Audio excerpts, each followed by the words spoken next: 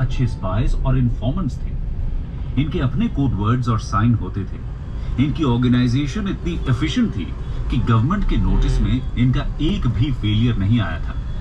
William Bentinck thugs को suppress करने के लिए 1835 में ठगी एंड डेकोइटी डिपार्टमेंट एस्टैब्लिश करते हैं। इस डिपार्टमेंट का चार्ज वो कर्नल विलियम स्लीमन को देते हैं।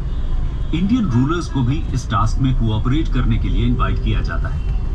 कर्नल स्लीमन करीब 1500 ठग्स को गिरफ्तार करते हैं और इन्हें मृत्यु दंड या उम्र कैद की सजा सुनाई जाती है।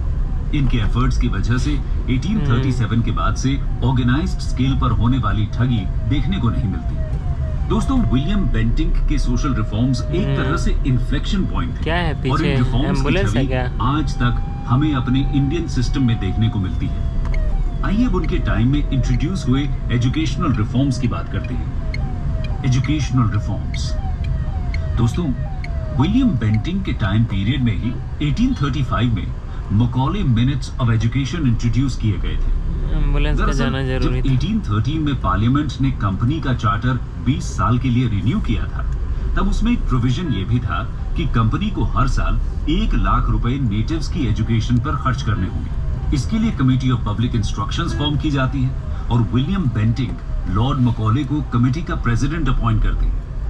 इस कमेटी को डिसाइड करना था कि एजुकेशन के लिए आने वाली गवर्नमेंट ग्रांट को किस तरह खर्च किया जाए। कमेटी के मेंबर्स 2 ग्रुप्स में डिवाइड हो चुके थे। एक तरफ थे विल्सन और प्रिंसेप ब्रदर्स जैसे ओरिएंटलिस्ट्स, जो ओरिएंटल लैंग्वेज और इंडियन लिटरेचर की एजुकेशन को प्रमोट करना चाहते थे। दूसरी तरफ थे सर चार्ल्स ट्रेवेलियन जैसे एंग्लिसिस्ट्स, जो वेस्टर्न साइंस और लिटरेचर के सपोर्टर थे। मकॉले फेवर करते हैं एंग्लिसिस्ट व्यूज को और फरवरी 1835 के अपने फेमस मिनट में वो वेस्टर्न एजुकेशन और इंग्लिश मीडियम में एजुकेशन प्रपोज करते हैं। उनके अकॉर्डिंग एक गुड यूरोपियन लाइब्रेरी की सिंगल शेल्फ ही इंडिया और अरब की पूरी नेटिव लिटरेचर के बराबर है। सही बात। उनके इन व्यूज को एक्सेप्ट कर लिया जाता है और 7 मार्च मान भी लिया जाता है। 1835 को वाह। एक रेजोल्यूशन पास कर दिया जाता है, जिसके अकॉर्डिंग हायर एजुकेशन में इंग्लिश मीडियम और वेस्टर्न लिटरेचर को प्रमोट करने का डिसीजन लिया जाता है। दोस्तों, मकॉले मिनट्स इंडिया में मॉडर्न एजुकेशन की फाउंडेशन का काम करते हैं। आइए अब विलियम बेंटिंक के जुडिशियल रिफॉर्म्स की चर्चा करते हैं। Judicial reforms. दोस्तों, विलियम बेंटिंक लॉर्ड कॉर्नवालिस के जुडिशियल सिस्टम में कुछ बदलाव करते हैं, जैसे कि वो कॉर्नवालिस द्वारा setup provincial courts of appeal और सर्किट कोर्ट्स को अबॉलिश कर देते हैं।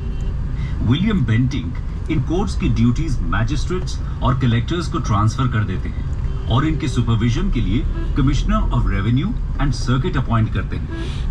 इसके अलावा वो इलाहाबाद में सेपरेट सदर निजामत अदालत और सदर दीवानी अदालत एस्टैब्लिश करते हैं, जिसकी वजह से यूपी और दिल्ली के लोगों को अपील के लिए अब कैलकाटा जाने की जरूरत नहीं रहती। दोस्तों, अभी तक कोर्ट की लैंग्वेज पर्शियन थी।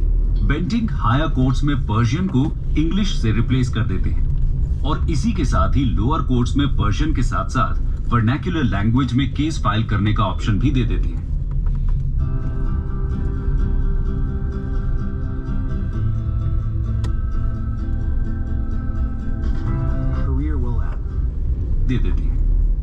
इस तरह से विलियम बेंटिंक ने जुडिशियल सिस्टम को इंडियंस के लिए एक्सेसिबल बनाने की कोशिश की थी। दोस्तों, विलियम बेंटिंक ने कुछ फाइनेंशियल रिफॉर्म्स भी इंट्रोड्यूस किए थे। आइए अब उनके बारे में जानते हैं। Financial reforms. कंपनी की फाइनेंशियल कंडीशन को बेटर करने